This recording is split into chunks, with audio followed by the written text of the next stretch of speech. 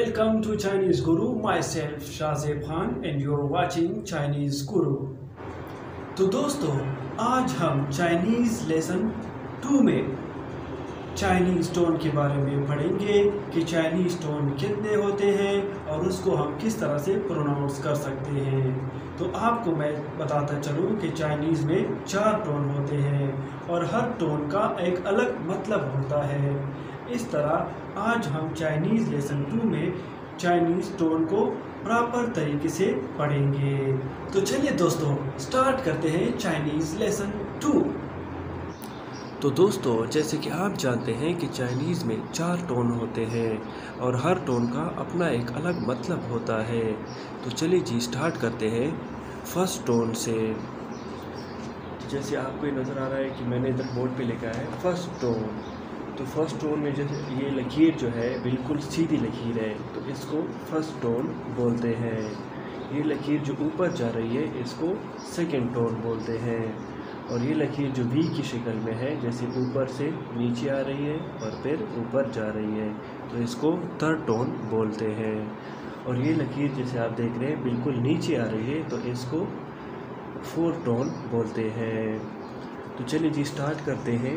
जैसे आप देख रहे हैं मा मा पा पा या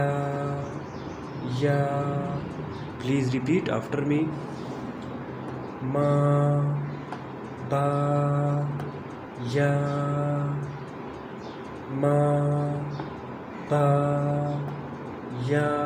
तो आपने इसको बिल्कुल इस तरह से स्ट्रेट पढ़ना होगा जैसे मा पा या। तो चलिए जी स्टार्ट करते हैं सेकंड टोन को। तो आप इधर देख सकते हैं कि सेकंड टोन जो है ये बिल्कुल सीधा ये ऊपर जा रहा है। मा पा या प्लीज़ रिपीट आफ्टर मी। मा पा या। तो स्टार्ट करते हैं थर्ड टोन को। थर्ड टोन आप देख सकते हैं बिल्कुल वी की तरह है, ऊपर से नीचे आ रहा है और फिर ऊपर जा रहा है इस तरह। मा पा या प्लीज़ रिपीट आफ्टर मी। मा पा या मा पा या। तो स्टार्ट करते हैं फोर्थ टोन को। जैसे आप देख सकते हैं कि फोर्थ टोन जो है बिल्कुल लकीर जो है सीधी आ रही है तो आपने इसको इस तरह से पढ़ना होगा। मा पा या प्लीज़ रिपीट आफ्टर मी। मा पा या। तो दोस्तों आपने इस 4 टोन को बार बार पढ़ना होगा ताकि आप इसको सही तरह से समझ सकें, क्योंकि चाइनीज़ में अगर आप टोन पे तवज्जो नहीं देंगे तो ये आपके लिए मुश्किल हो जाएगा। तो इस वजह से आपने इसको बार बार पढ़ना है ताकि आप इसको सही तरह से समझ सको, ताकि बाद में अगर जब हम चाइनीज़ पूरे स्टार्ट करेंगे तो आपको इजीली आसानी हो इसमें। तो दोस्तों आपने इन 4 टोनों को बार बार पढ़ना होगा ताकि आप इसको सही तरह से समझ सके। तो चलिए जी चलते हैं 4 एग्ज़ाम्पल की तरफ, जो हर एक टोन का मैंने अलग अलग एक एग्ज़ाम्पल लिखा है ताकि आप इसको और भी सही तरह से समझ सके। तो आप जानते हैं कि पहले टोन का जो है ये बिल्कुल ये सीधी लकीर जैसी होती है तो आपने इसको मामा मामा। तो ये फर्स्ट टोन है तो आपने इसको इस तरह से पढ़ना होगा मामा। Please repeat after me. मामा मामा।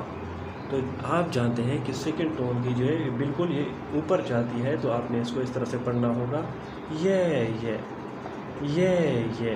प्लीज़ रिपीट आफ्टर मी। ये।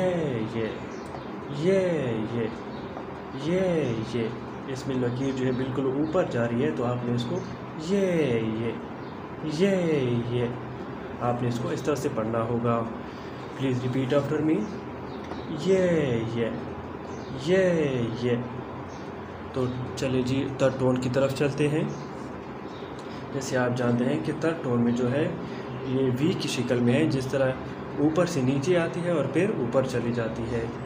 लाओ लाओ लाओ लाओ लाओ लाओ। प्लीज़ रिपीट आफ्टर मी। लाओ लाओ लाओ लाओ लाओ लाओ। तो चलिए जी फोर टोन की तरफ चलते हैं। पापा पापा, जिसमें ये फोर टोन जो है ये बिल्कुल नीचे आ रही है, तो आपने इसको इस तरह से पढ़ना होगा। पापा पापा पापा। Please repeat after me. मामा मामा। ये लाओ लाओ लाओ लाओ। पापा पापा।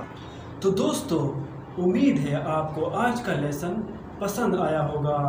तो प्लीज़ आपसे एक रिक्वेस्ट है कि आप इसको बार बार पढ़ें ताकि आप इसको सही तरह से सीख सकें, क्योंकि चाइनीज़ में अगर आप टोन पे तवज्जो नहीं देंगे तो ये आपके लिए मुश्किल हो जाएगा। तो प्लीज़ टोन पे जो है आपने मुसलसल मशक करनी है ताकि आप इसको सही तरह से सीख सकें।